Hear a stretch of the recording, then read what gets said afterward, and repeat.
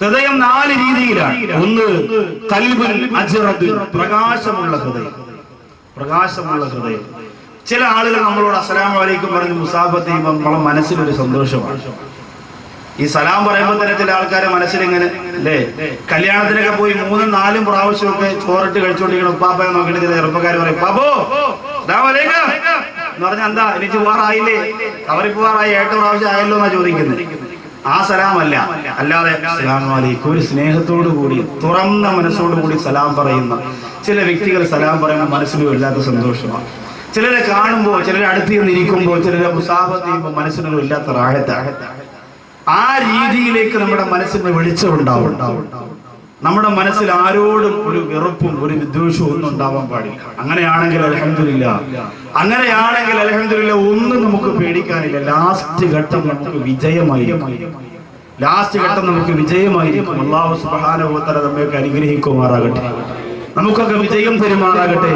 നമ്മുടെ മനസ്സിൽ ഒന്നാമത്തത് വെളിച്ചമുള്ള ഹൃദയമാണ്. ഈ ഹൃദയമാണ് നമ്മൾ ആവേണ്ടത്. ചില സഹോദരിമാരില്ലേ, നമ്മുടെ വീട്ടിലേക്ക് ചില ഉമ്മമാര് വരുമ്പോ പറയും ആ കിളയി വരുന്നു, ഇനി ഇവിടെ ആകെ മൊത്തം പ്രശ്നമാണ് എന്ന് പറഞ്ഞ് ജനങ്ങളെല്ലാം നമ്മെ പേടിച്ച് കഴിയുന്ന ഒരവസ്ഥ വരാൻ പാടില്ല. അയാളതാ വരുന്നു, ഇനി മൊത്തം വസാദ് ഈവത്ത് വരും ഒന്നും പറയാൻ പാടില്ല. അസ്സലാമു അലൈക്കും എന്ന് പറഞ്ഞ് കടന്നു വരുമ്പോൾ മനസ്സിനൊരു വല്ലാത്ത സന്തോഷവും റാഹത്തും ഉണ്ടാവണം. അതാണ് വെളിച്ചമുള്ള ഹൃദയം. അല്ലാഹുവിന്റെ ഖുർആൻ പറയുന്ന ഇല്ലാമൻ അത്തല്ലാഹ ബിഖൽബിൻ സലീം, അല്ലാഹുവിന്റെ കോടതിയിൽ രക്ഷപ്പെടുന്നതാരാ? ബിഖൽബിൻ സലീം, സലീമായ ഹൃദയമുള്ളവരല്ലാതെ, സലീമായ ഹൃദയമുള്ളവർക്കല്ലാതെ പടച്ചോന്റെ കോടതിയിൽ രക്ഷപ്പെടാൻ കഴിയില്ല. ആരാണ് സലീമായ ഹൃദയമെന്ന് നബി തങ്ങളോട് ചോദിച്ചപ്പോ തഖിയ്യുൻ നഖിയ്യു ലാ ഇസ്മ ഫീഹി വലാ ബഗിയ ഫീഹി വലാ ഗില്ല വലാ ഹസദ, അസൂയയില്ലാത്ത, വെറുപ്പില്ലാത്ത, വിദ്വേഷമില്ലാത്ത, മത്സരമില്ലാത്ത, കളങ്കമില്ലാത്ത, തെറ്റുകളില്ലാത്ത, തിന്മയില്ലാത്ത, കൂടത്തരങ്ങളില്ലാത്ത, വൃത്തികേടുകളില്ലാത്ത, വൃത്തിഹീനതകളില്ലാത്ത, ഏറ്റവും മോശത്തരങ്ങളുടെ അവസ്ഥകളൊന്നുമില്ലാത്ത പരിശുദ്ധമായ ഹൃദയത്തിന്റെ ഉടമകളാണ് അവരെന്ന് റൂഹി ഫിദാ നബി മുഹമ്മദ് മുസ്തഫ സല്ലല്ലാഹു അലൈഹി വസല്ലം. രണ്ടാമത്തെ ഹൃദയം ഖൽബുൻ അഗ്ലഖുൻ, അടച്ചു കളഞ്ഞ ഹൃദയമാണ്. അല്ലാഹു ചില ഹൃദയങ്ങളെ അടക്കി.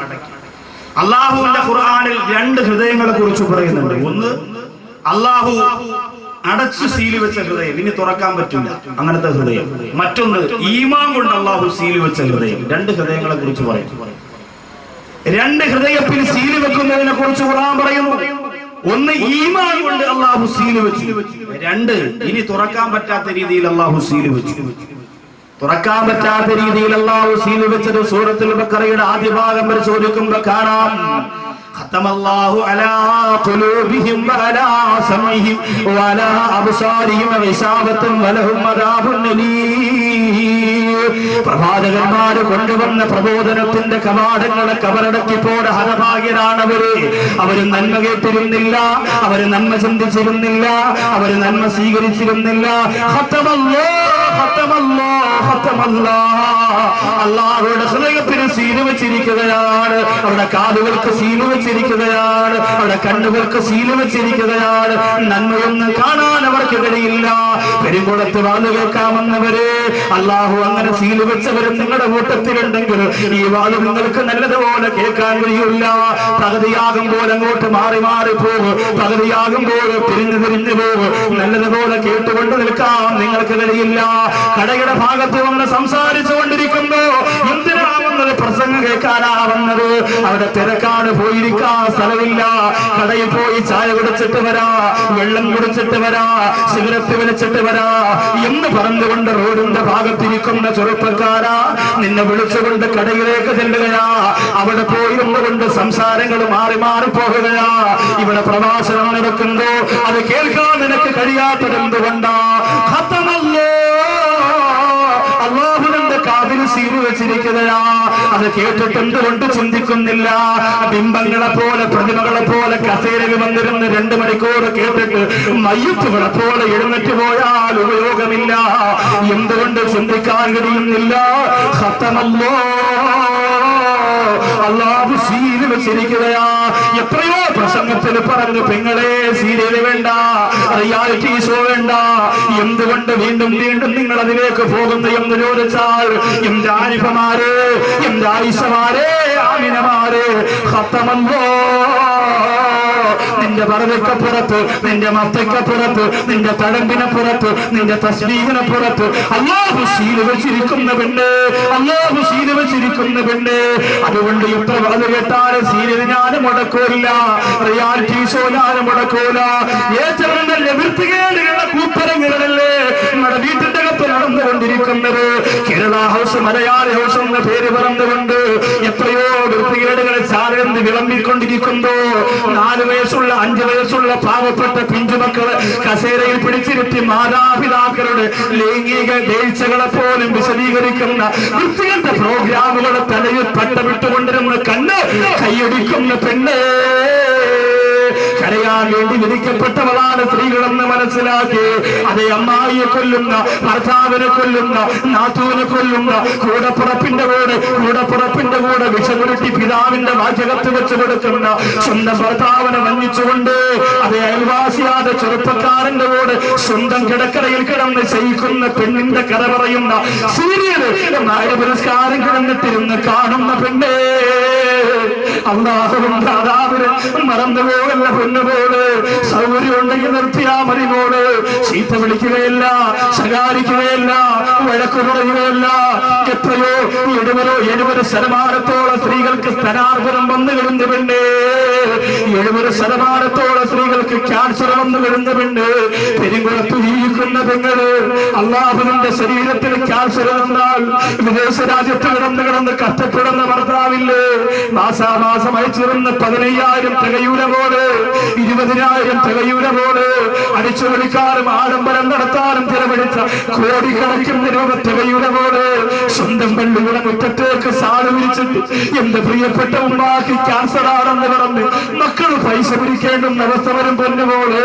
ഇന്നലെ ഞാൻ കൊല്ലം ജില്ലയുടെ കൊളപ്പാടത്തിനടുത്ത് കേരളപുരം എന്ന് പറയുന്ന സ്ഥലത്ത് പ്രസംഗിക്കുമ്പോ പ്രിയപ്പെട്ട ഉസ്താദേ, എന്റെ ഉമ്മ മരിച്ചിട്ട് 3 ദിവസമായെന്ന് പറഞ്ഞ് ചെറുപ്പക്കാരൻ സ്റ്റേജിൽ കയറി വരികയാ. ആ ചെറുപ്പക്കാരൻ പറയുമ്പോ ഒന്നും എനിക്ക് എന്റെ ഉമ്മാക്ക് ചെയ്യാൻ കിടന്നിട്ടില്ല. ആയിരക്കണക്കിന് ജനങ്ങൾ നോക്കിയിരിക്കുന്ന സരസിലേക്ക് കടന്നു വന്ന് എന്റെ കരം പിടിച്ചിട്ട് പൊട്ടിക്കരന്നുകൊണ്ട് പറയുന്നു, എന്റെ ഉമ്മാക്ക് വേണ്ടി ദ്വാരക്കണേ ഉസ്താദ്, എനിക്ക് വേണ്ടി ദ്വാരക്കണ്ട. ക്യാൻസർ രോഗം ബാധിച്ച് ചികിത്സിക്കാരന്റെ കയ്യിൽ പൈസയില്ല. 3 ദിവസമായിട്ടേ ഉള്ളൂ എന്റെ പ്രിയപ്പെട്ട ഉമ്മ മരണപ്പെട്ടു പോയിട്ട്. ഉമ്മാക്ക് വേണ്ടി ദ്വാരക്കണമെന്ന് പറഞ്ഞ് സുരക്കതയിൽ തിറങ്ങി പോകുമ്പോ എന്റെ ഈ ശബ്ദം ശ്രമിക്കുന്ന ഉമ്മമാരെ, പണവും പവറുള്ളപ്പോ ചിരിയും കളിയും തമാശയും കൊണ്ട് നടന്നാ മതിയോ? എത്ര കാസറ്റിലൂടെ നിങ്ങൾ കേട്ടതാ സീരിയല് വേണ്ടെന്ന്. പക്ഷെ നിർത്തിയിട്ടുണ്ടോ നിങ്ങള്?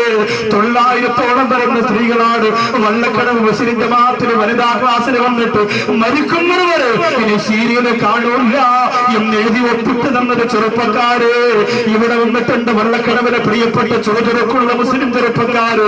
ഞാൻ അവരെ സാക്ഷി നിർത്തിയിട്ടാ പറയുന്നത്. 900-ഓളം വരുന്ന സ്ത്രീകളാ പറഞ്ഞത് കാണൂല്ല, എന്ത് സംഭവിച്ചാലും കാണൂല്ല. സീരിയല് കണ്ടുള്ള ജീവിതം ഞങ്ങൾക്കില്ല ഉസ്താദേ. ധൈര്യമുണ്ടോ മുസ്ലിം പെണ്ണേ? അല്ലാഹുവിനെ സാക്ഷി നിർത്തിയിട്ട് പെരുങ്കുളത്തിന്റെ വേദിയുടെ കസേര എന്നുകൊണ്ട് പറയാൻ ധൈര്യമുണ്ടോ? നിനക്ക് ധൈര്യം വരില്ല. സീരിയലിന്റെ കഥയിൽ നീ അഡിക്റ്റായി പോയില്ല പെങ്ങള്, സിനിമയ്ക്ക് അഡിക്റ്റായി പോയില്ല പെങ്ങള്. ശക്തമായ തീരുമാനമെടുക്കാൻ നിന്നെ കൊണ്ട് കഴിയില്ല. എന്തുകൊണ്ടാ? ഖത്തമല്ലോ അല്ലാഹു സീൽ വെച്ചിരിക്കുന്ന പെണ്ണ്, നിന്റെ ഹൃദയത്തിൽ നന്മ ഉൾക്കൊള്ളാൻ കഴിയൂല. അല്ലാഹ് സീൽ വെച്ചിരിക്കുകയാണ്. അതുകൊണ്ടാ തീരുമാനം എടുക്കാൻ പറ്റാത്ത. അള്ളാഹു ചില വ്യക്തികളെ സീല് വെക്കുമെന്ന് നബി സല്ലല്ലാഹു അലൈഹി വസല്ലമ തങ്ങൾ പറഞ്ഞിട്ടുണ്ട്.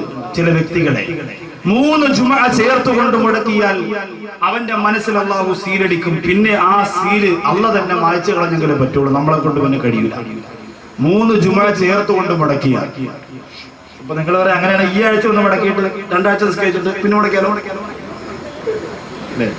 ഒത്തിരി ബുദ്ധി കൂടുതല എല്ലാവരും.